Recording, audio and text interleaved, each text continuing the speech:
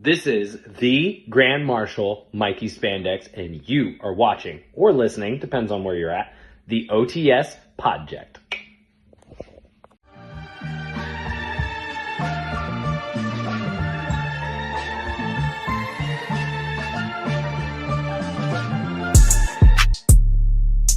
I'm in this Royal Rumble match, right?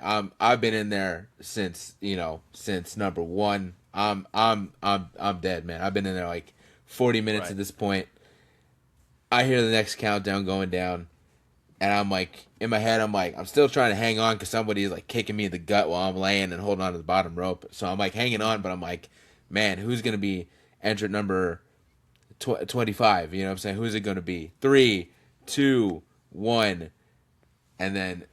Let me set the scene. Hold on, I'll set the scene a little bit better. You guys set the scene. I mean, if it's a big return like that, it's a big return. It's a big return. Hold on. Right. I gotta switch YouTube accounts real quick. All right. Uh-oh. So yeah, I'm sitting there getting kicked in the gut, trying to hold on to the rest of my WrestleMania dreams here. Entrant number 25. I'm sitting there going, who's this gonna be? Is it Edge again? Is it Chris Jericho? 3, 2, 1.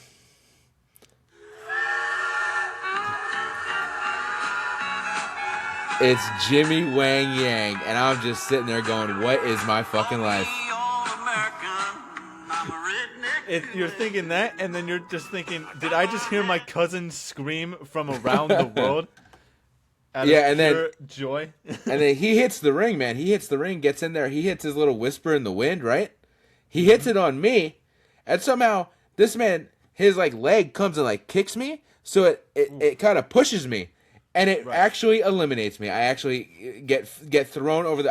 It hits me, and I stagger, and I hit the rope, and I just go right over the top, and there goes my WrestleMania. That's dreams. the power of Jimmy Wang Yang, man. You cannot underestimate that, man. He is a underrated cruiserweight for sure. Yeah. All right, ladies and gentlemen, welcome back to OTS News, episode 44. My boy Theo, how are you doing? We were talking a little bit before. You said you've had a busy week. I've had a bit of a busy week. Work is work. I have been doing what I can to watch everything for Wonderman, because we're going to be discussing that for this episode. That's going to be the topic of this episode, is discussing Wonderman, the whole series, because I watched the whole thing, you've watched the whole thing, but I've been mainly watching that. I've also rewatched the Incredible Hulk movie, because I have not seen it in damn near 15 years or so. The MCU one? Edward Norton, the MCU one, 08. That was pretty good. Definitely not like a legendary superhero movie, but was it? I kind of fuck with it. Fuck with it. It was fun. It was a fun ride. It's better than the 2003 one. I will say that. It is better than that one. Yes, but still fun.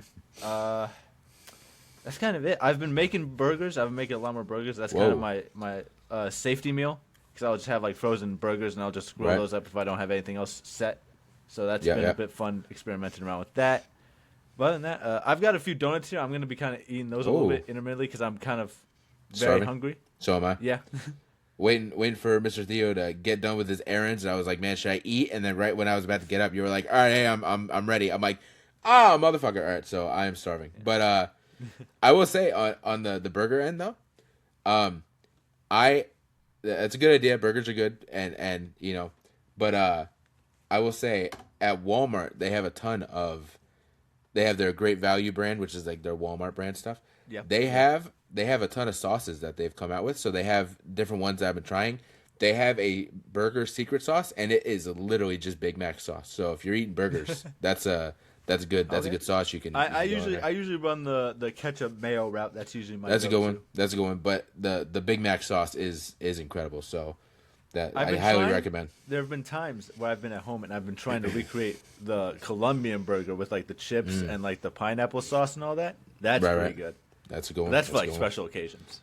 Right, when you're feeling really spicy, you know what I'm saying? Right. Really I gotta earn it, you know. When you got a little extra money to spend on that pineapple sauce, then you go exactly. Yeah.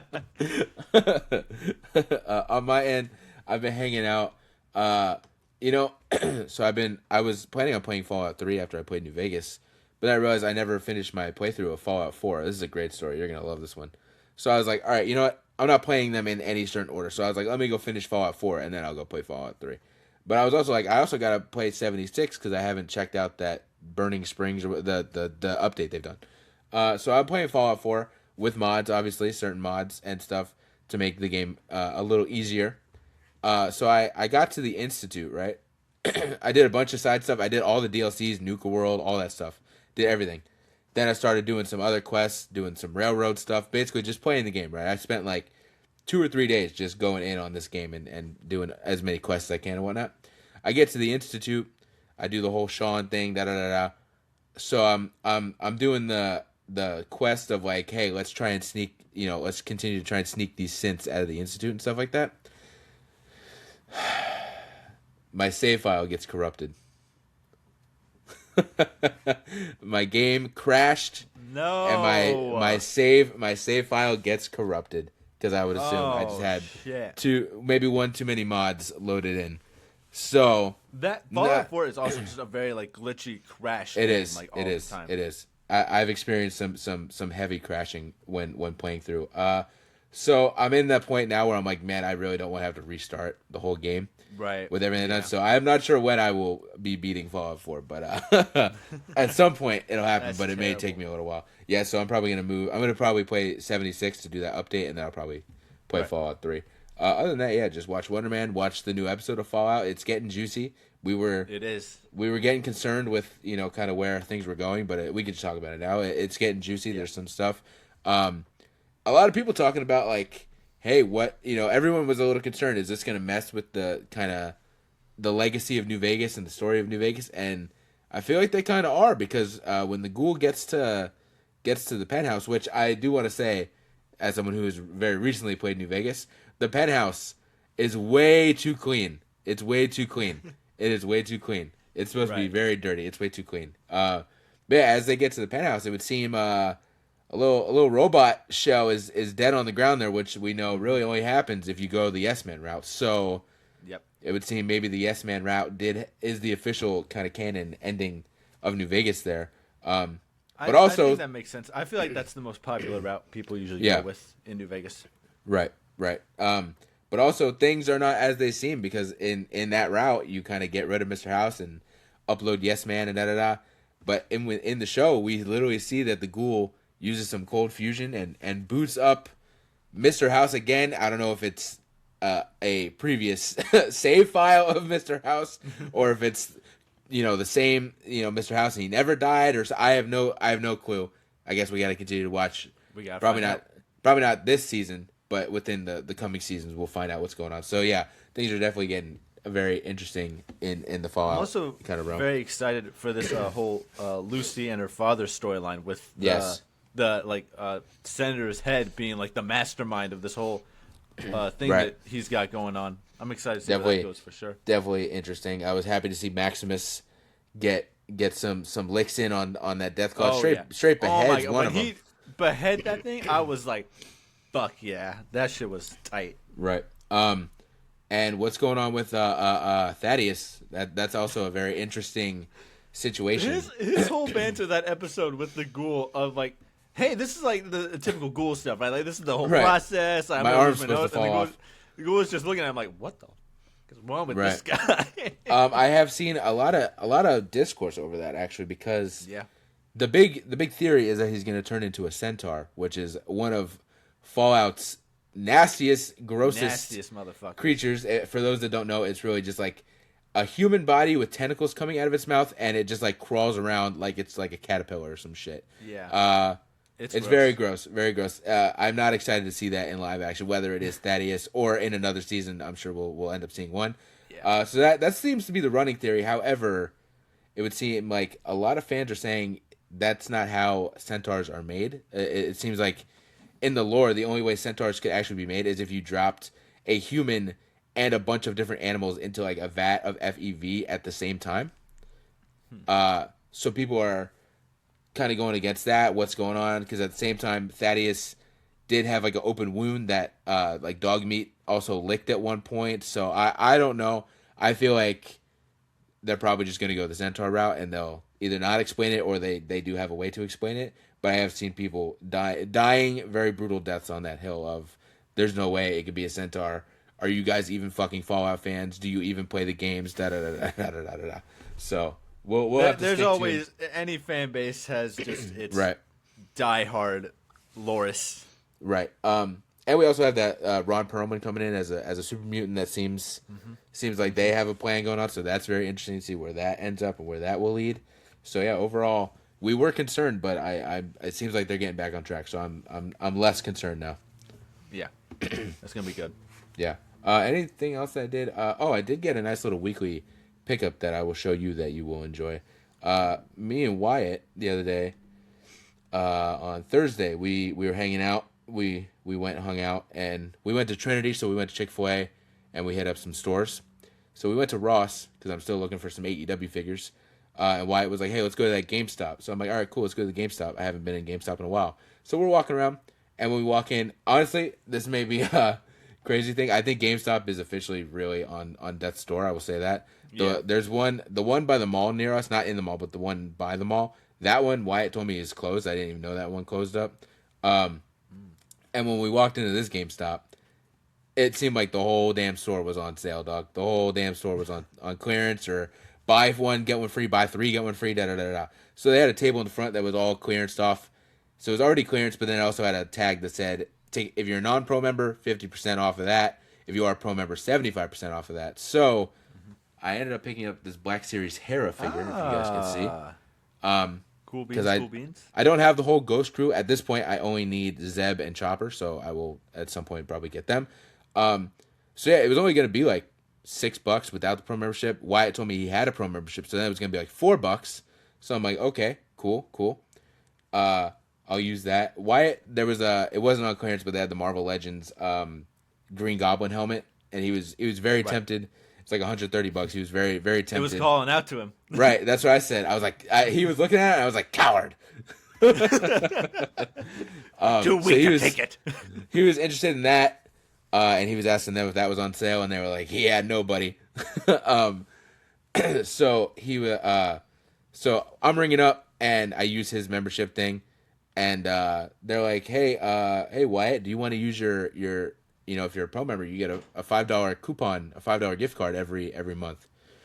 Do you want to use that on this purchase? And Wyatt looked at me, and he was like, no, I think I'll hold on to it. And then the guy was like, well, it's every month, and January ends in like 4 days, so it's going to expire in like 4 days. So Wyatt was like, okay, then I guess you just use it. So I got that Hera figure for 75 cents.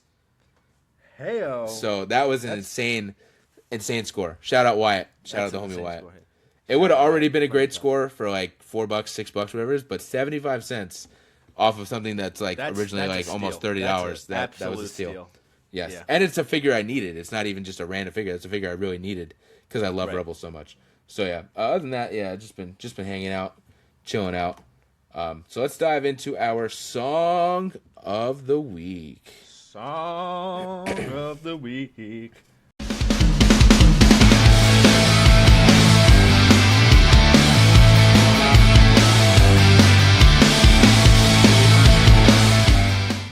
My song of the week is going to be "In My Room" by Julia Wolf. Ooh. Yeah. A little bit of modern alt rock. It definitely reminds me. It's got that like 2000s vibes, like the Paramore and stuff like that. And I was like, you got me. To me, that is a song straight out of a Twilight movie, dog. It is straight out of it. I'm telling you, it's 2000s core 100%. It's so good. And that's my shit. Shout out TikTok, because that's where I'm sure you saw it, and that's where I saw it. I saw it. Yeah, that's where I saw it. Yeah. And I've seen a ton of edits. That's a banger. I've seen a ton of Twilight edits with that song, and I'm like, yeah, it's so perfect. It would have fit perfectly on one of those soundtracks. I saw this one. I think I sent it to you last night. I don't know if I did or not, but I saw this one using this song, and it's of like Jenna Ortega from, I think it was like Death of a Unicorn, that one weird movie she did, I think like a year or two ago. And the caption was just me whenever I eat the oh my god, the Little Caesars like pizza strips or whatever those things are called, and it's just her just like transcending throughout the universe, and it's that song over it. I was dying laughing, but then I was like, hold on, wait, this song is kind of a banger. I kind of just want to listen to the song, and I did, and I was like, damn, that was good. That was a good song. My song of the week is going to be Vodka Cranberry by Conan Gray. He's somebody I have listened to for a while now. I've really been a big fan of his music, and I feel like every song he just keeps topping them. He did a performance, I think, at the VMAs this year, and he absolutely stole the show to the point where he hit a high note and it cut. Because on the VMAs they do like they have the camera, but then they have like a crowd camera that shows all the celebrities and shit in the crowd. He hit a high note, and on the crowd camera you could see Ariana Grande and her mom just being like, like holy shit. So yeah, he's very good. So that'll be my song of the week. I love Conan Gray. I think he's awesome. Hell yeah, nice. All right, it is time for our favorite time of the week, our weekly blind rank.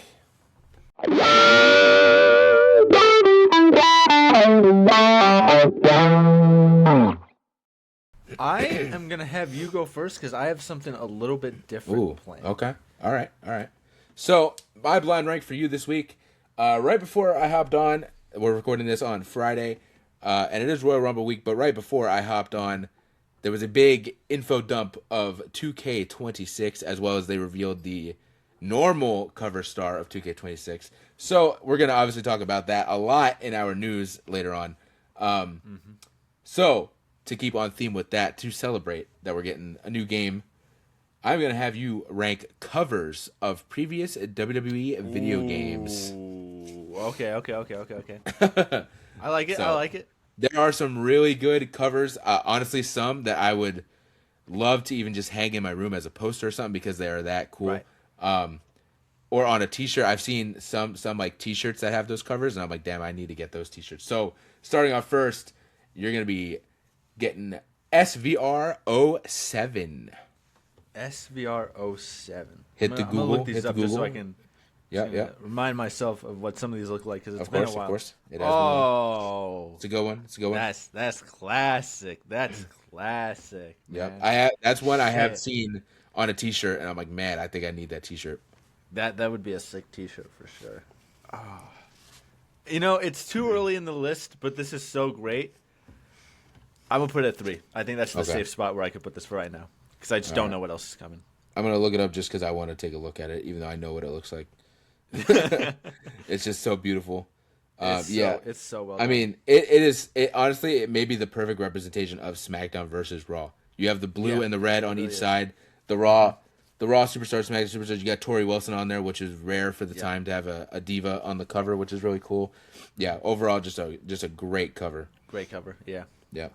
All right, your next one is going to be WWE 2K19, one of my favorite covers. 2K19? You will see why when you hit Google. Yeah, I see why. I can't put it above SmackDown vs. Raw 2007, but I mean, it's AJ Styles. He's goated for sure. He's up there. It's just such a clean cover. It's clean. It's simple. You know, there's nothing really wrong with it. It doesn't wow me. It's not amazing, but like it gets the job done. I'll put it at a solid 4. I will say I think I like the deluxe edition version more than the normal one with the gold instead of the red. I think the gold looks a lot better. It does a little bit better. I think it's just because I think yellow and blue is just a little bit of a better color combo there. Right. I think. Your next one, I definitely don't need to look up, and I don't think you need to look up either. Is going to be SmackDown vs. Raw 2009. Oh my god. This was my favorite SmackDown vs. Raw. It might be a little bit of a hot take, but I think this game is so goated.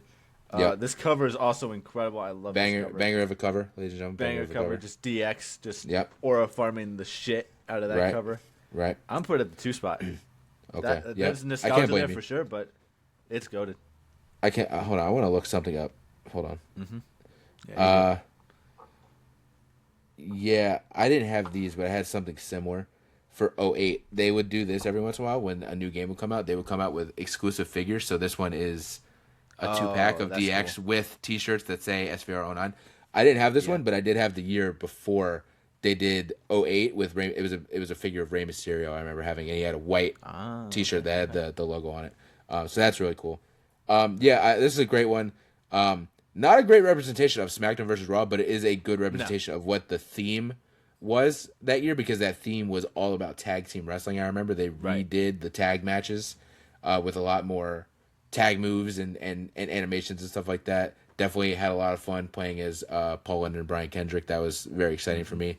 On Christmas Day, being able to play as my favorite tag team was very cool, because they weren't in.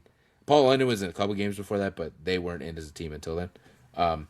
Banger. All right, your next one might be my favorite video game cover of all time, at least in the wrestling world. It's going to be WWE 13. That's one.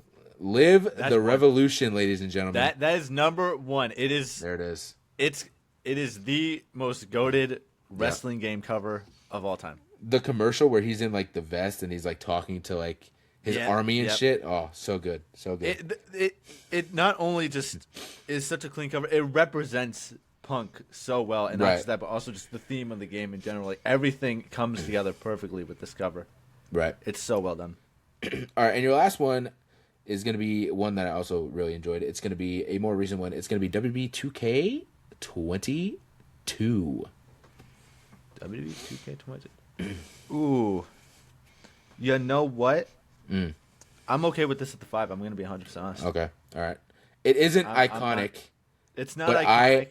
But I do love the whole like neon threads behind him as he's like jumping in the air. I don't know if I'm a big fan of it. I get it. I don't think it's terrible, but like compared to the others, I'm not that jazzed about it. Okay. Yeah. All right. If I had to rank this, WWE 13 is at the 1 for sure. For sure. SVR 07 is probably at the 2. 19 is probably at the 3. And then SVR 09 is probably at the 4. And 2K22 is probably at the 5. Because I get what you're saying. They're not as iconic. It's not as iconic as the rest, but it is still a pretty cool cover with the neon lights kind of flowing behind Rey Mysterio. And I'm just glad that Rey Mysterio was on the cover. That was very well deserved. Yeah, he definitely deserves it. I mean, he also got that whole like story mode, which he also deserves. Showcase, yeah. I mean, he's a legend. Yeah. I do remember this isn't 2K22. It was 2K19, I believe, when he came back and he was the pre-order bonus. Do you remember that trailer they did for him? That was a really cool trailer. I don't think so. So they had a bunch of people on the roster wearing his mask and would take his mask off and would say one word. So it starts with Daniel Bryan. And he takes off and he's like legend, and it's just each person saying a different thing, and then it's like and then it ends with like him not taking his mask off, but it ends with like him and he's like back, and it's like, and then it goes into the whatever thing. So that I remember that being super super cool. That was dope. Yeah. All right. All right, I got a little bit of something different for you. I found this on a TikTok, and I think this was kind of a fun challenge. I'm gonna be. It's not a blind rank. I'm gonna be testing your memory a little bit here, and your Star Wars knowledge. Oh God. We're gonna be playing what I'm gonna call the Star Wars Alphabet Challenge. Oh jeez. I'm gonna go through the whole alphabet, and you're going to have to name me a character whose name starts with that letter. Okay. I gotta go through the whole fucking alphabet. Oh shit. Whole alphabet. This is a 3-hour podcast, ladies and gentlemen. We're going to see how many you can get here. I think there are some that are going to be easier than others. Do I have a time limit? On like each letter? We probably should give you a time limit. I can give you maybe like 30 seconds. 10 seconds total. a letter? 30 seconds? Yeah, okay. Give me 30 seconds. It might take a second. All right. Are you ready? I guess so. All right. We're going to start with the letter A. Admiral Akbar. Admiral Akbar. Okay. Letter B. Oh shit, I'm already fucked.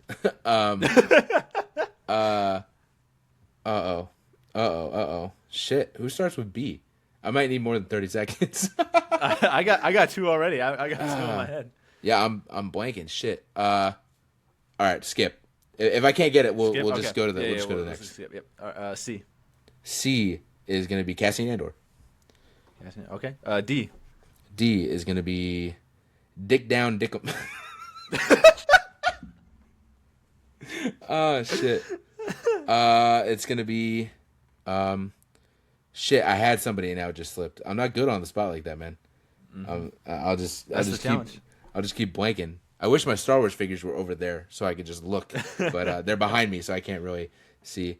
Shit. All right, skip. All right. E. E. Emperor Palpatine. Yep, that works. Okay. F. F.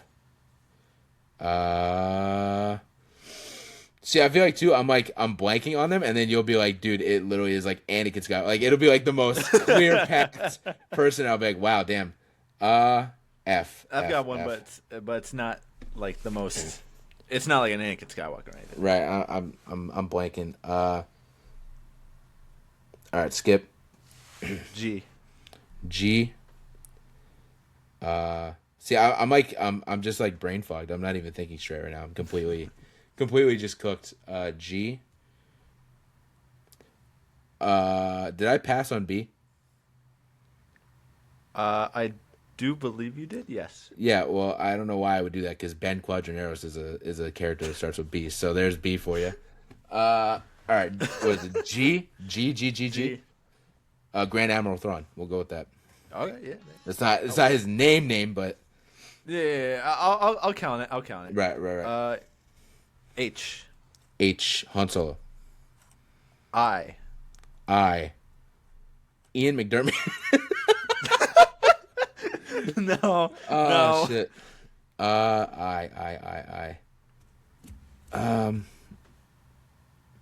Shit. I am your father. All right, pass for now. J. Jar Jar Binks. K.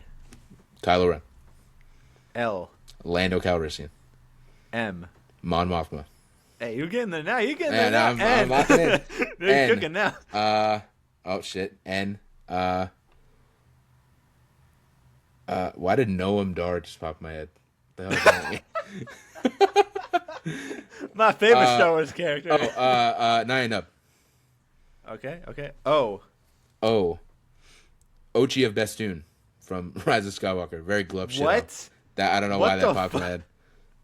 Okay. P. P. Padme Amidala. Q. Ooh, that's not very many. Oh, Kira. Okay. That's right. R. Rey Skywalker. S. S.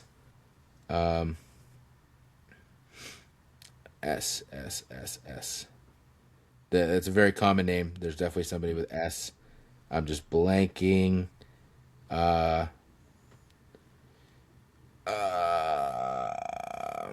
Shit.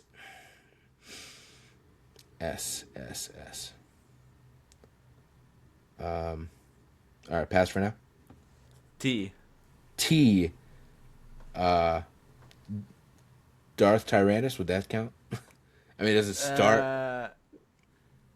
I'll give it to you. All right. U. Okay, that. I mean, the thing is, that's not a common name, but we're dealing with aliens here for the most part. So, someone with the letter U could be, but man, shit. Yeah, I'm blanking I think this on. is probably gonna be one of the hardest letters. Yeah, sure. I'm blanking on you. I'll pass for that for now. V. Vi Marathi from Galaxy's Edge. Oh damn. Okay. Deep cut. Yeah, deep cut. W. Oh shit. I had somebody and they Wookiee. No, we're not counting Wookiee. Shit. W. Dals. What's a Star Wars character that starts with W? You don't know? I can't see the Star Wars figure. Shit. All right, pass. You can't cheat. X. Come on. That's also gotta be a. Yeah, I'm just gonna straight pass on that. There's no chance. Y.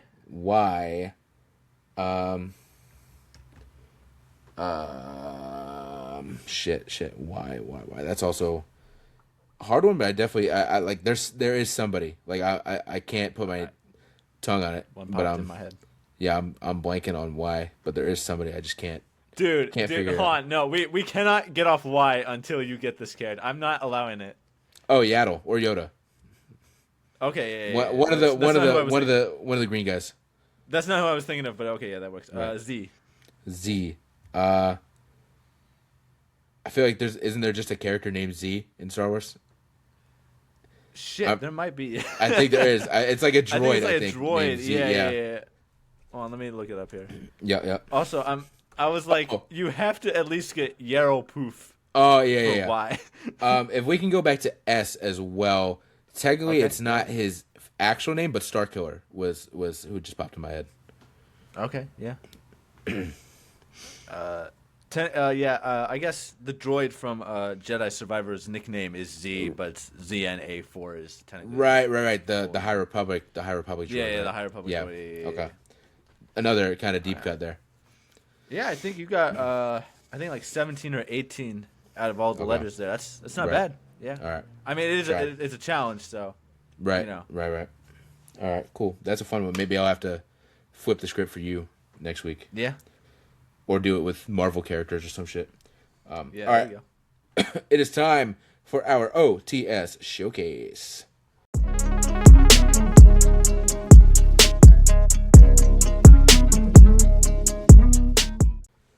So our OTS showcase this week is going to be somebody that's not necessarily a close friend of mine. She's a bit of an acquaintance. So our OTS showcase is going to be La Brava of Controversial Inc., another wrestler, a female wrestler here in Florida. I think she is very good. I watched 2 of her matches. In obviously I knew we wanted to showcase her, so I went and watched 2 of her matches. I watched a street fight that she had with friend of the pod, Miss Lexi Gomez, where they beat the ever living shit out of each other, almost threw each other into a pit of fire at one point, which was absolutely insane. And then I watched a match from last year, I believe, her versus also a friend of the pod, Miss Catalina Perez, which was Catalina's return match after like 2 years of not wrestling because she was injured. Both showed very different sides of La Brava. La Brava, I will say her promo work has always been, to me, her strong point. She's an incredible talker, and when she talks, you believe everything that she's saying. She's very intense and very to the point. There's, she's not, what's the word? Like, she's very intense. Like, she's not here to make friends, I guess you could say. You know what I'm saying? She's very like, I am going to beat your ass. And then you go to the show and watch the match, and she does beat their ass. So even if it's in a losing effort, she definitely doesn't leave without giving her opponent a few like battle scars, kind of thing, So yeah, overall, I've just really enjoyed her work. She's somebody that I've worked with a few times, more so kind of as I was originally getting out of the business in like 2018, 2019, and she was coming to Proving Ground a lot and stuff like that. I do remember there was one show, I think she worked Catalina or something like that, and I was with the Rapture at the time, and I think Lexi had a match against somebody else on the same show, and I don't remember who, but I remember after the match. So you remember the event center? Obviously, there was the locker room, but you remember how there was like the back hallway of like the mall, like the cement hallway. I remember after the match, La Brava randomly just like Uber Eats a pizza to the venue, and I was like, I think I was looking for Lexi, and so I'm looking all around, and I don't know where she is, and her and La Brava and another female. That I don't remember who, but I just remember there was somebody else there, was sitting in that hallway eating the pizza, and they were like, "Hey, you want to come hang out and have some pizza?" So it was like the 4 of us sitting in this back hallway, just like chopping it up, eating pizza for like 40 minutes, which I thought was great. Hell yeah. But yeah, overall, I think she's great. I think she's improved incredibly, and she was always decent even when I first saw her. And again, like her promos were always great. But watching her matches now, like 7 years later, I think she's all around just a very like strong and very sturdy like person in the ring that can really lead a match when need be. Hell yeah. I really wanted to get more into her throughout the week. I was very, very busy, so I didn't get to see too much of her. But I mean, from what I've seen, I mean, she is absolutely just an ass beater, like you said. She definitely is very, very strong in that capability. I think she definitely looks like someone that just is very confident in herself, and not just that, but also like I could definitely see that she's taken inspiration from a few other people here and there, but like in a way that she makes it her own and like goes further with it, which I think is always super cool. But I mean, she's super cool. She looks super cool. From everything I've seen, I really want to watch more of her, and I really hope that I get to do so soon because I think that'd be dope. Hell yeah. Yeah, overall, I think up and up for La Brava. I think she's definitely going to be just continues to rise up, I should say. So that'll be our OTS showcase for the week, my bad, is going to be La Brava. I think her last name is Escobar, but I don't think she uses it anymore. I'm not sure. But La Brava, in general, of Controversial Inc., she's great.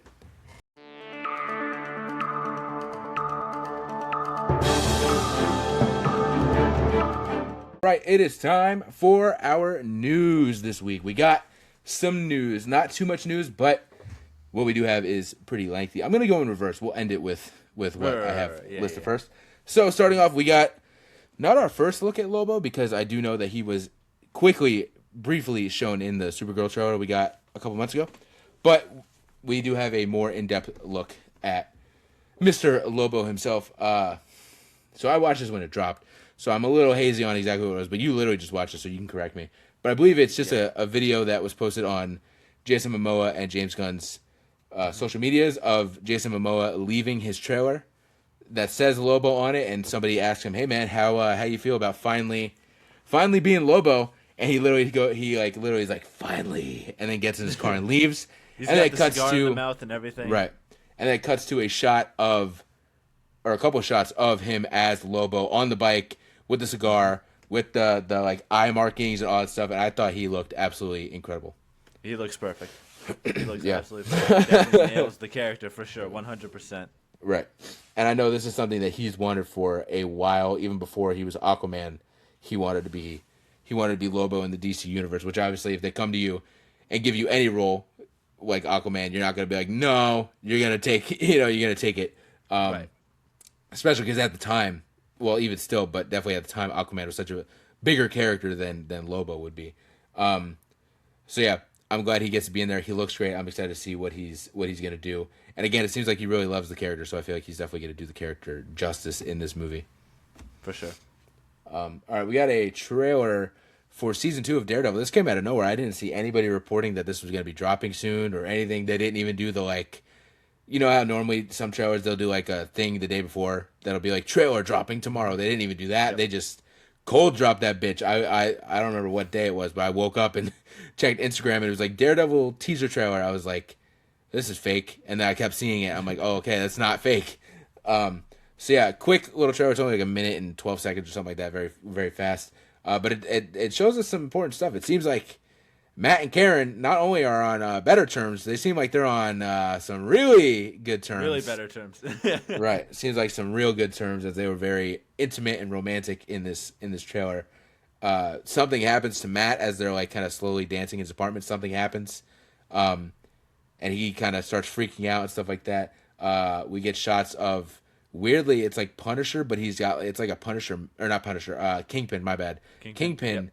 But he's got like a Kingpin mask on that makes him look like scary and stuff. I don't know. That may not even actually be Kingpin. That might be somebody. Yeah, like I was thinking that's some sort of like a poser or something like that. Yeah, that's what I was assuming. So we got that. We get some shots of Kingpin in a boxing match, which you said before we started, who the fuck would be dumb enough to take a boxing match against Kingpin? Yeah. We get the return, unfortunately, of Jessica Jones. I know a lot of people love Jessica Jones and are happy that she's back. I remember watching that show. I didn't even finish it, but I remember watching it and being like, this might be the most boring show I've ever watched in my life. And I didn't find her character to be very likable. So I'm not, but maybe, hey, I'll keep an open mind. Maybe this will change my thoughts on the character.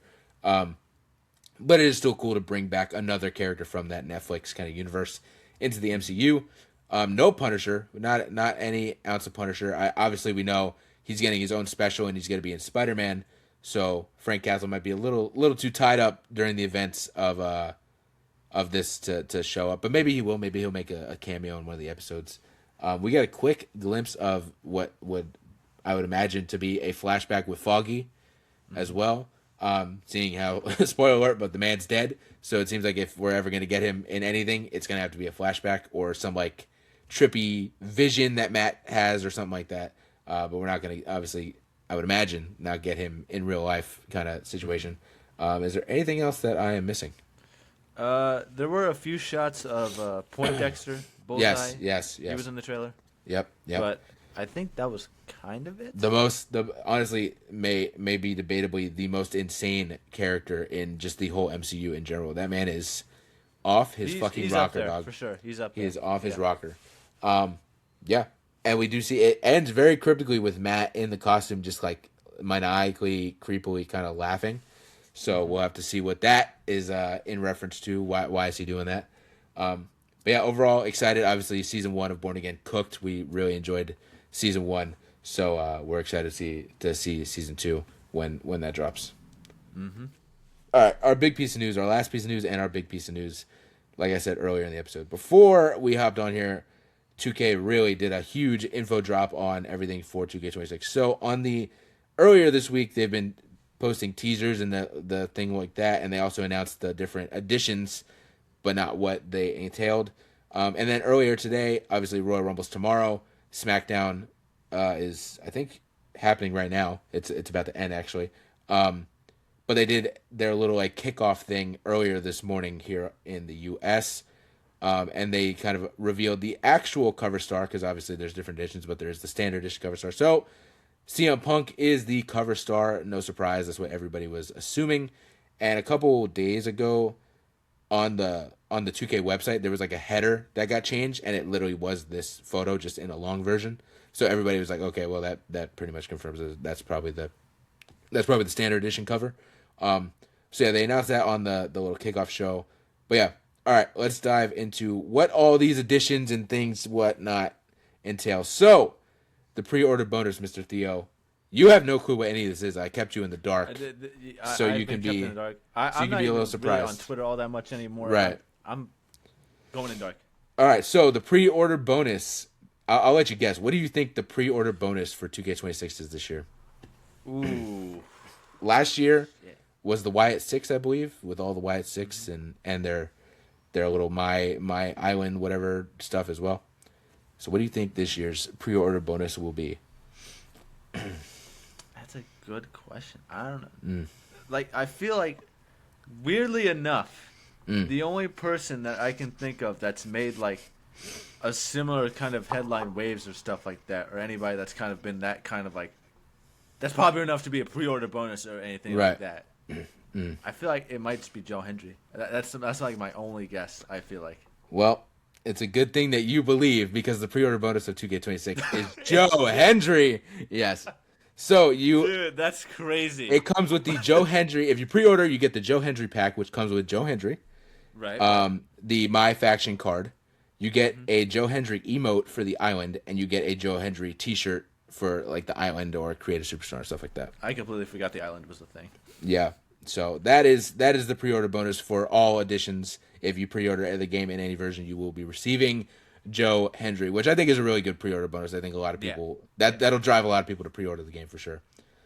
So, all right. So the standard edition is going to be $70. It's the normal price, and it comes with the base game. And again, if you pre-order, you get the Joe Hendry pack. The King of Kings Deluxe Edition will be $100, which is the same as always. You do get the early access. So the game comes out March 13th, but if you get anything other than the standard game, it drops March 6th for you. So it comes with the base game, the Joe Hendry pack, 32,500 virtual currency, the King of Kings Edition pack, which includes playable superstars Triple H 98 and Stephanie McMahon 2000, as well as you get a Triple H emote for the island. And this is where shit's going to get fun, bro. This is where they almost might lose me a little bit, but I'm not sure. It says here, Ringside Pass Premium Season 1. Instead of saying Season Pass, DLC, Season Pass, whatever, it says Ringside Pass Premium Season 1. So we'll dive more into that in a little bit. So then you get the Attitude Era Edition, which is going to be $130, which also releases March 6th. Base game, Joe Hendry pack. Same amount of VC. You get the Superstar Mega Boost, which gets you 200 My Superstar attribute points and another 100k in VC. You get Premium Ringside Pass Seasons 1 to 4. And then you get, obviously, the Joe Hendry pack. You get the Triple H pack. And then the Attitude Era pack includes The Rock 99, Kane 98, and China 97, as well as My Faction cards for Stone Cold, Steve Austin, in quotations, Rattlesnake, and The Rock, in quotations, People's Champ, as well as you get the Raw is War 98 arena, and then you get island emotes for The Undertaker, Thumb Across the Neck, and Shawn Michaels DX Crotch Chop. I can't believe they're locking this Raw is War arena that they've had in the game forever behind a $130 price tag. That's insane. It's funny. And then the last edition here, the Monday Night War edition, which is the $150 edition. Same thing, releases March 6th. Base game, Joe Hendry pack. Ringside Pass Seasons 1 to 6. Same amount of VC. Superstar Mega Boost, which is the same thing. You get the Triple H edition, the Attitude Era edition, and then you get the Monday Night War edition pack, which includes playable superstars DX Shawn Michaels, Randy Savage 98, Roddy Piper 98, the WCW Thunder Arena, which is fucking a banger to me, and you get the DDP Bang emote for the island. So, That is all the additions and what they include here, right? But we're not done with the info. DLC, right? As I said, it does not say 2K26 Season Pass. It keeps saying Ringside Pass Seasons. Right. So it seems like they have switched to a Battle Pass format for the DLC. What the fuck does that even mean? So it says here, the all-new Ringside Pass in 2K26 offers players additional incentive to play, earning XP across all game modes. Fuck off. Excluding online lobbies. 60 free tiers and 40 premium tiers will be available to reward gameplay with players who can reach tier 40 of the Ringside Pass premium season, able to unlock superstars, cosmetics, and customization, VC, My Faction, Island content, and more. So, yeah, that seems like, again, that's all the info we have on that, but it would seem like the case of, you wanted Ricky Saints? Well, you can't just buy Ricky Saints. You have to buy the season pass that includes Ricky Saints, and then you have to go grind and get the XP to then unlock Ricky Saints. That would seem to be the way that things are going. So, not a fan in that aspect. They've lost me. They've already lost me. My only thing is, the only upside to me in this situation is that now, if you don't want something, you don't have to have it, I guess. Like, sometimes there's people in the DLC that I don't care for. So, like, in this case, if they add Tessa Blanchard for some reason into this thing, I don't have to get Tessa Blanchard. I don't have to spend money on the season pass for that season to get Tessa Blanchard. So that's the only upside to me. But, yeah, I don't want to have to grind out the game to be able to play as fucking Tajiri. You know what I'm saying? I just kind of want to... You have to pay extra right. to then grind right. for these characters. Right. So that's not fun. But there is some more info that was not included in this thing.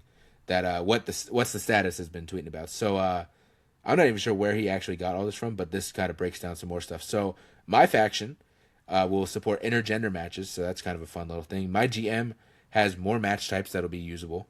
The roster features over 400 superstars, which is the biggest it's ever been, as well as they already confirmed that Rey Fenix and Blake Monroe will be in the base game. The Island is coming to PC, so I know a lot of people have been excited about that. This is the Ringside Pass to feature the most post-launch DLC content ever. I would hope so, if you're going to put it behind a fucking Battle Pass.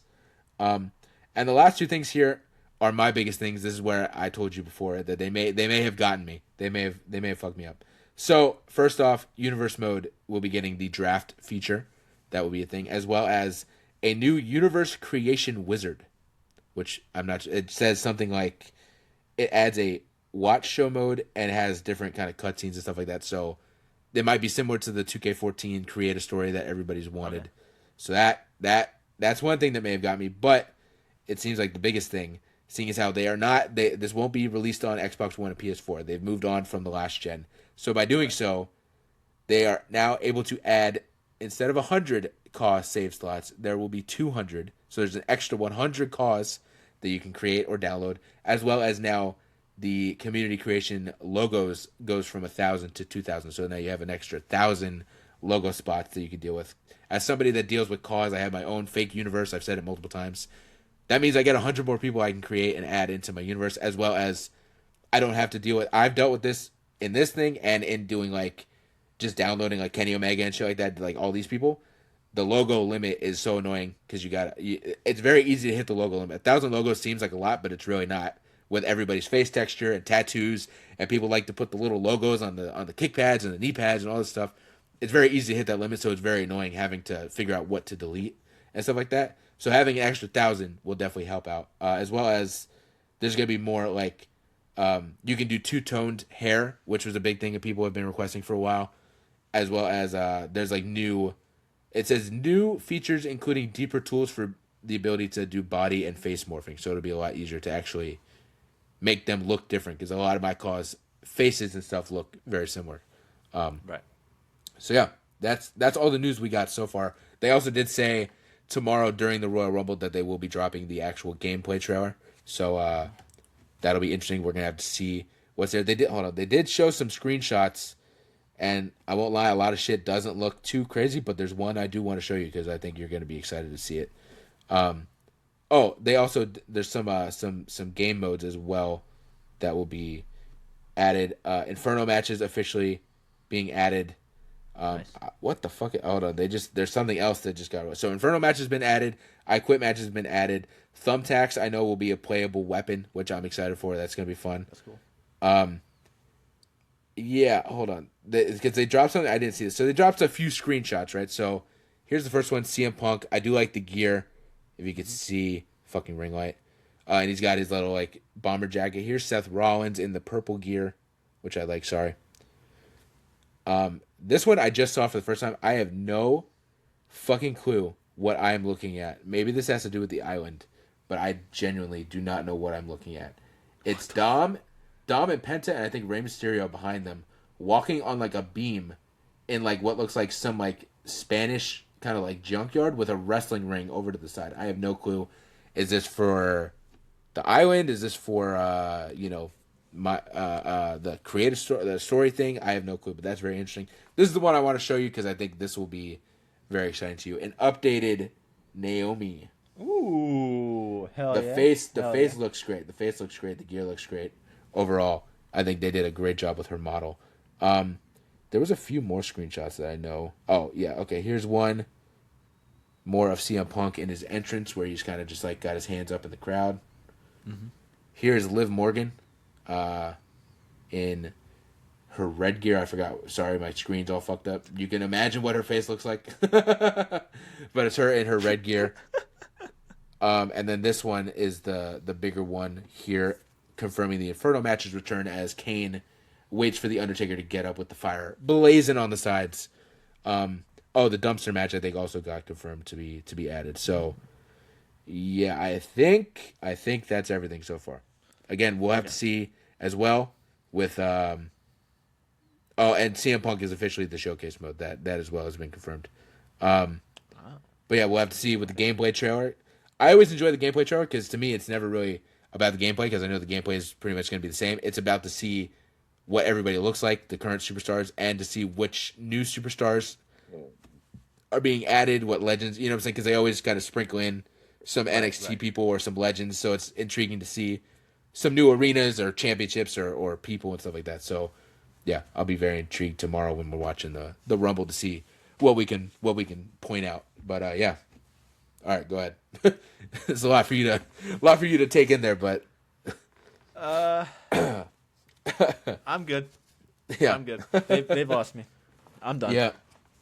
I mean, I think I'm still going to be getting it. Like I said, the creation stuff and the universe draft thing, I think I'll be getting it, but I'm definitely not going all in. I might go to the Triple H edition so I can get whatever it means by season 1. So I might get the $100 version, but I'm definitely not doing the even though I do want that WCW Thunder arena, that WCW Thunder arena is not worth an extra $50, $60 or whatever. So Triple H edition might be my move. I might get that so I can get the Joe Hendry stuff, the game, and at least season 1 of the DLC, and then we'll see where I go from there with the rest of the DLC. Or because I also sell those packs too with the other stuff. So if I really do want the WCW thing, I may still be able to get that or whatever. So I think I'll be getting it, but I'm still very much on the line of what's going on. So I thought this game would be my last kind of game. This one may actually be the last. I'm gonna say that every year. But this one might be the one where I'm like, all right, I might really be out now with this whole season pass bullshit and whatnot. So we shall see, but we will stay updated. We'll talk about what was released in the gameplay trailer and stuff like that next week and whatnot. We'll stay on top of it. Mm-hmm. So all right. It's time for our actual discussion, though.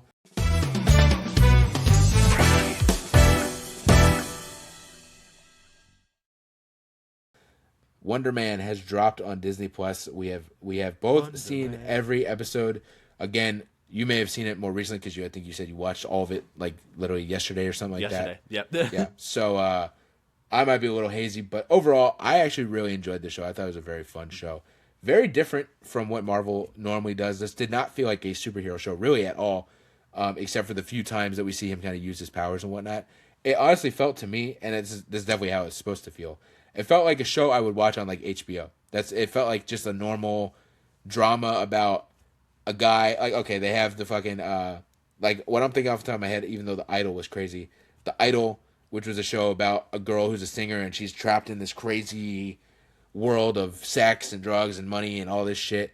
Or most recently, the show I Love LA that I watched on HBO. That's similar. This girl's trying to be like she's trying to be like a talent agent, and she's figuring all that, and she's going to parties and like shit like that. I felt very kind of similar vibes in a way to Wonderman with that. Of like, yeah, this guy's just trying to be an actor. He wants to make it in Hollywood. Oh, and by the way, he's a superhero on the side. You know what I'm saying? Or not a superhero, but he has superpowers on the side. So overall, I really enjoyed it. I liked that it was different. Originally, people were saying, why would they drop all 8 episodes when normally they do a weekly thing? I think that was a great idea for this show. I think if they would have done a weekly, like a week-to-week release, I feel like this show risked falling off for sure because each episode does not have big twists and turns and spoilers and cameos and this and that and that and this. Where even most Marvel shows don't necessarily have it, but they have a lot of action. They have a lot for you to kind of want to tune in next week. I don't think this necessarily had that as much. It's definitely designed to like watch in like a binge format. So I do agree it was a good idea to release all 8 episodes at once. Josh Gad, that was awesome. That was great, dude. What happened to him? Where did he go? They made him disappear, and then they never stuck, like. He's stuck in that door dimension, I guess. He's stuck in the door dimension. Yeah. That honestly, Poor Josh people Gad. were saying this too. There is something about episode 4 of Marvel shows that just cook. This obviously episode 4 had nothing to do with Simon at all or Trevor. It was all about this guy Doorman who has this ability to Be a door. People can walk through him. And it was definitely a fun take to see. Hey, he's got superpowers, and then immediately becomes like this actor, celebrity, social media guy. That was a fun take to see. I enjoyed that. I thought that was really cool to see him be like this huge star, and then it all comes crashing down. Mm-hmm. And people are like, "Yeah, man, the Doorman things. It was fun for like a couple years, but it's kind of over now." Him doing like what the hell was the thing that the commercial that he supported, and then it ended up being horrible, and he had to make like an apology video. The potato sack thing. Yes. He had to do an apology video on his or apology live. I'm like, this is perfect for what this is. Dude, yeah, Josh Gad was great. When it cut to him in his car on the Instagram live, and he said, "Hey, doorknobs." I howled laughing, was bro. great. I was crying. I thought there was going to be more to that because he did the live apologizing. But if you notice behind him, he has a box full of the potato sacks. So I thought it was going to be one of these things of like, okay, cool. He apologized. Everybody likes him. And he's like, yes, all right, I'm good. And then people will dissect it and realize like, he made an apology and had a bunch of them behind him. And then it was going to all come crashing down again, which didn't happen. But I was like, that'd be hilarious. Josh Gad was great, rolled up. He didn't play who we thought he was going to play. He played himself, but we thought he was going to be like this over-the-top asshole character, and he wasn't. He legitimately just played himself. He was just Josh Gad. Yeah. Right. I think it's perfect. I loved it. Him rolling up to the club and singing, do you want to, what was it, in summer? Him singing In Summer and being like, in summer, bitch! And just like, man, I'm shocked Disney let that slide. My hand. I'm shocked Disney let that fly, but I guess it is a Disney show, so if anybody's going to be able to do it, it would be, greenlit by Disney to do it for a Marvel show. But I still was like, man, I'm shocked. There's going to be kids that watch this and be like, what is Olaf doing? I thought that episode was probably the best episode, the whole Doorman I liked stuff. It a lot. It was really good. But yeah, in general, just Simon, it's a pretty straightforward story. Simon is trying to figure this stuff out, trying to be an actor. He realizes they're remaking Wonderman, which is a movie that made him want to become an actor. They show that very well. I thought that was very well done with him.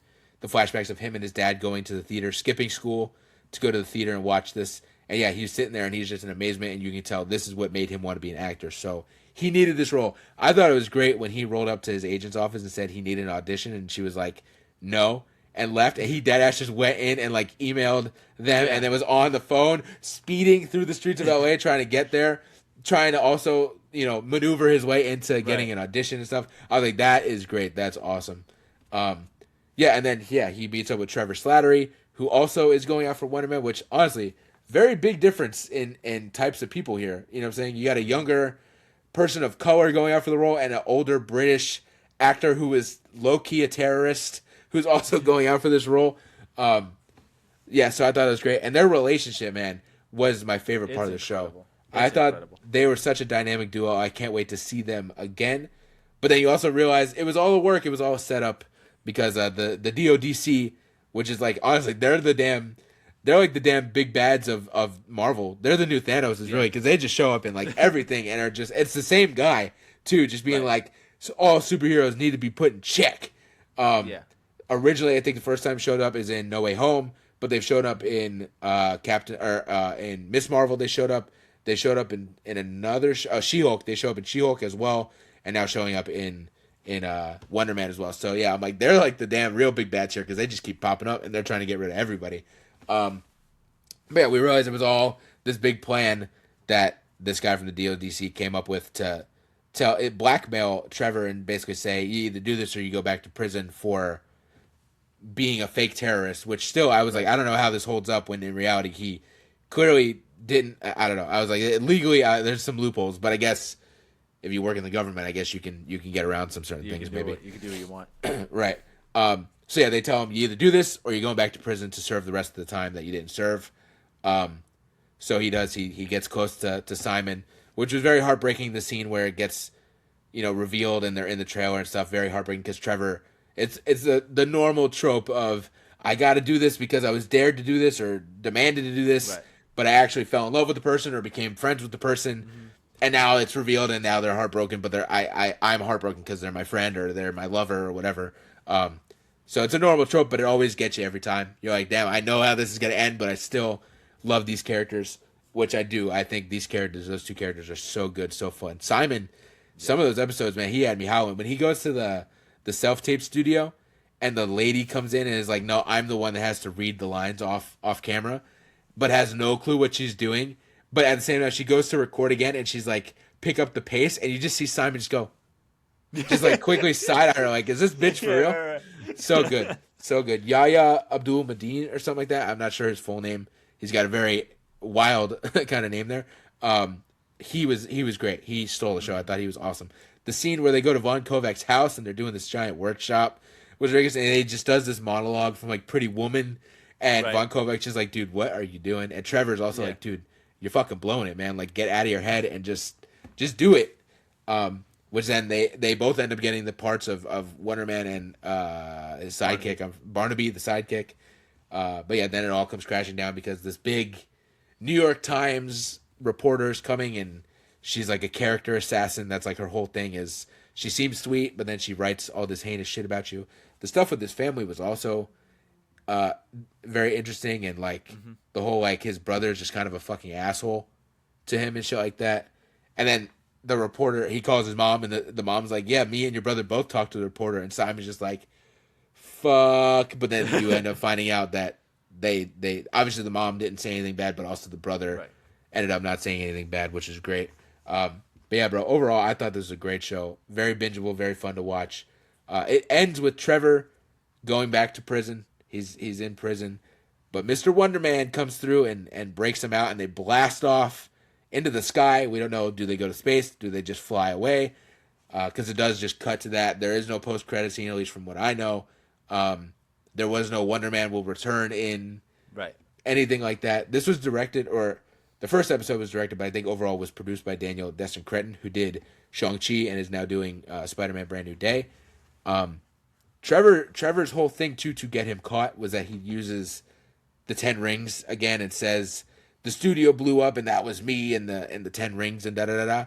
So that makes me wonder, when we see these characters again, I feel like Jai Lee, who is now in charge of the 10 rings, she's not going to be too happy about that. And we have not seen her since.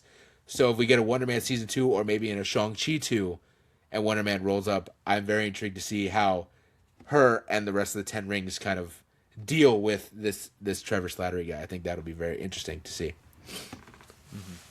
Yeah, I love the show. I think this was such a fun, different change of pace that Marvel is not really kind of done. This is kind of what I really kind of wanted out of the Miss Marvel show, but didn't really get. Because for her case, it's a little more like I can get it because they're trying to set up that character and whatnot, and it's really supposed to be a superhero show. But the stuff I loved the most about Miss Marvel was like the interpersonal connections with like her and her parents and her friends and stuff like that. And they really kind of dropped that a lot after like episode 2. But this whole show, that's like the main focus. Like the superhero stuff is very off on the side. It's not really the most relevant or prevalent thing going on. And that's what I loved. Because I think when they can do interpersonal relationships like that, it always comes out very, very well. Simon and Trevor, obviously, just such a great like duo. They talk about it in the movie how they are just a great duo together. Like everybody loves the two of them together, and the audience is no exception to this. Simon's backstory is obviously very, very incredible. How he's just like how his father's like death has affected him, and the whole fire. And him discovering his powers has kind of like affected his like whole personality and how he like does things, and now he has to kind of like through his new relationship with Trevor has to kind of like grow out of that sort of in a way, but also kind of like mature in a more positive light. Trevor, I think, is probably my favorite character. I think I loved Trevor so much. I think he's such a great mentor for Simon. The fucking scene where they're at Von Kovac's house. And they're doing that like assignment, and he's doing the one act with the other random actor, where they're like storming throughout the house and stuff like that, and having such like an emotional like argument and stuff like that. I'm like, they got range, bro. They're actors playing actors acting. It's like actingception, and it's just so well done. Yes. But yeah, I love Trevor. I love Simon. I love the oh my god, I can't remember her name. The agent. Yeah, I think she was a great character. The whole family, I love the whole family aspect. I think that is just a big part of Simon's character, and I hope we get to just see more of Simon and Trevor just throughout, like for years ago. That Wonderman suit, when they revealed that, I was like, they fucking nailed it. They nailed I the fuck suit with it for sure. I wasn't too familiar with his character before the show, so I did right before it dropped. I did like watch a TikTok that explains his powers. He's a pretty strong character, man. He can't die. Like he dead ass can't die. They call him Wonder Man for a reason. Right. You know? Right. So I'm like, damn. All right, this could be set. Even though it didn't seem like they're setting him up to be a huge player, he could be a very huge player in the MCU. For all we know, Doomsday or Secret Wars as well. He could roll up. For sure. He was asked if he would be rolling up in Avengers Doomsday, and he did kind of just give the old, I don't know, man. Who's to say? So that would be, I feel like it would be a little random just because he's not introduced to any of the other characters. Well, I guess, in a sense, I don't know. Doomsday is going to be a whole thing in itself, so I'm like, I don't know how they can explain this. But if he is, it's definitely through Shang-Chi, like Trevor and Shang-Chi and Wonderman's I with could him. see more of a Secret Wars situation in where he finally shows up. I think that's a little more of a proper place for him to show up. So yeah, very interesting, very good show. I'm excited to see where he rolls up. I do think, my most excited thing is my theory that I think, because I really enjoyed Jai Lee's character from Shang-Chi, so I'm like, I want her back. So if she's gonna roll up and it's gonna be her versus Wonder Man to try and protect Trevor and stuff like that, I'm very for a season 2 or in a Shang-Chi 2 or in a Wonder Man movie or something. That's where I hope the story goes, is like dealing with that while also dealing with the DODC and stuff like that. So that's my hope for where all that goes. I think that'd be very fun to see. I feel like the DOD stuff is still going to be very, very prevalent, especially for like Wonder Man and stuff like that, because it's like when you break this terrorist out of their like maximum security prison, you're declaring war against the DODC. So they're definitely going to be hunting the two of them down for sure. That's definitely going to be something very interesting that we're going to see. That'd be very wild to see two guys, one without any superpowers, going against an actual like criminal organization and the government at the same time. Would be very cool to see. Yeah. Trevor's also gotta have to escape that cartel business that he was getting involved with in some of the later episodes, because I know they were trying to get after him. Shoot, I feel like I had a different idea. Oh yeah, how is this gonna affect Simon as like an actor now that he's like he's pretty much gonna be out of here as like a superhero by the DODC, because there's no way they're gonna be able to like cover that up. So that would be interesting. That would be interesting to see how they play with that. But honestly, now that he's like an actual actor.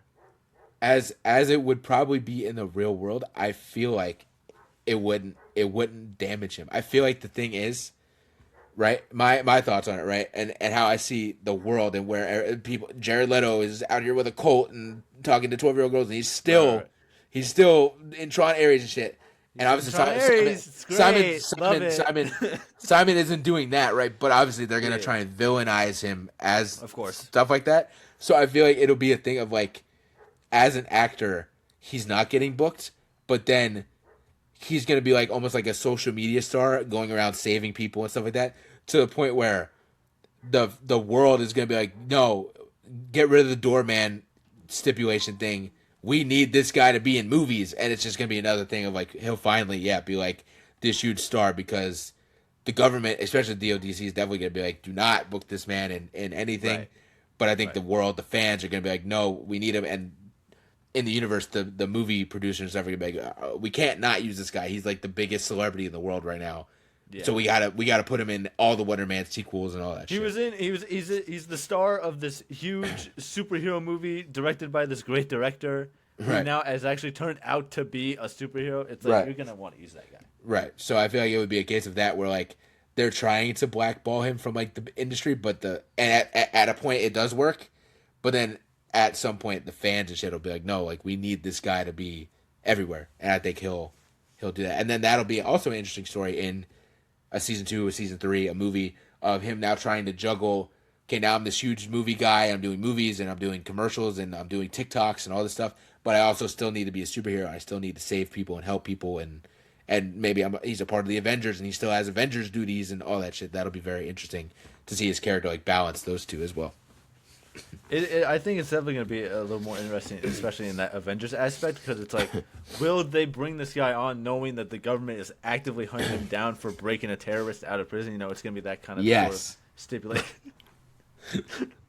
I know the Avengers have a bit of a track record with having superpowered criminals. The leader of the current Avengers team, or what will be the current Avengers team, was a fugitive at one point of the government. So like, come on. You really got to put like criminal or fugitive in like quotation marks there, because it's like most of the time they're really not doing anything. They're just going against what the government wants. What the government wants. And that makes them a criminal. Right. So that's funny. It's definitely gonna be interesting to see that kind of aspect play out. That could also be right. That could be. I mean, we're just really spinning off, but that could be really interesting in a sense of Sam and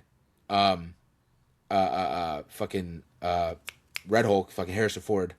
That could be an interesting aspect of them in an Avengers movie, in another Captain America movie, of going, hey man, I know we're kind of cool here, but listen, you brought a criminal onto the team. Like, we can't, you know what I'm saying? That could be another layer for their relationship, dealing with like, you're still going against what we're asking you not to do and stuff like that. So it could be a thing though where he kind of joins up with like Thaddeus Ross, that's his name, my bad. The Avengers with a Z, with like a whole, Yelena's troop. Right. You could join that would up be with interesting. Them. That'd be interesting. That'd be very fun. That is interesting too. We're gonna have two different Avengers teams kind of going on, because we're gonna have the Thunderbolts, which are now the new Avengers, but we know Sam is gonna be building a team with maybe She-Hulk and other people. So it's gonna be interesting in Doomsday to see that, as well as also now you got the Fantastic Four and the fucking X-Men. It's gonna be wild. Everything leads to Doomsday. Even when we talk about Wonderman, it still somehow leads to Doomsday. So Doomsday, Secret Wars, all that. It's going to be crazy for the next year or two. Right. All right. So anything else you want to add? Love the Doorman stuff. I think, again, that was a really, really good episode. I really want to see where he's kind of ended up, because that was definitely something more in the past and whatnot. Yes. But a little more of a recent past. So it's like, right. Does the government still have him? Is he locked up at some sort of facility? Is Wonder Man going to try and break him out now? Like, there's a lot of different things you could really do with that. That'd be interesting. But overall, I really love the show. This is something I definitely want to come back to after some time and just binge through again, because it was just so fun and so entertaining and so different. I love it when Marvel does different stuff like this, because they always hit it out the park. For sure. All right. Yep. I love the show. I thought it was great. I'm excited to see what the future holds. But I think that is it for our episode here. So shout out the WNRN, of course. We got some stuff going on. Oh, I forgot to mention, I found a USB that just has a bunch of like old matches and shit from like ACW and whatnot.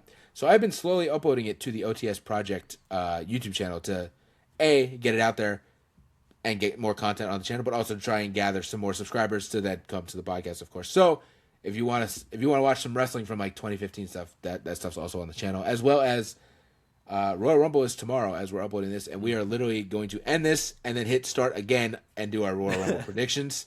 So that should drop either tonight or in the morning, hopefully with enough time for people to see it. So if you're watching this, go check that out and see. The OTS title will be on the line again. I got to go grab that. It'll be on the line again. So you're going to have to see who wins and who leaves with the championship again. So yeah, other than that, we appreciate y'all, and we will see y'all next week.